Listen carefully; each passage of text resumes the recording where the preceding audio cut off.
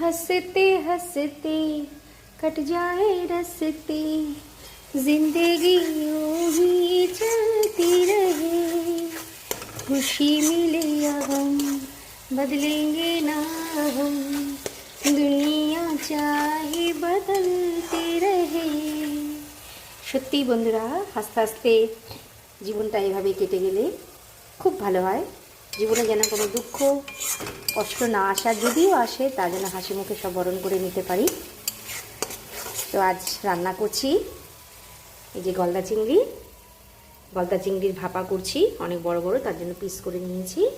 আর এখানে মশলাটাকে কষাচ্ছি। এই মশলার মধ্যে রয়েছে পেঁয়াজ, আদা, রসুন, জিরে, আদা সব বাটা, টমেটো বাটা। মশলাটা প্রায় কষানো হয়েই গেছে। এই দেখো তেল ছেড়ে দিয়েছে। এবার জল দিয়ে দেবো একটু, আর জলটা কিছুক্ষণ ফুটবে, তারপরে মাছটা দিয়ে শুকনো শুকনো করে নামিয়ে নেব।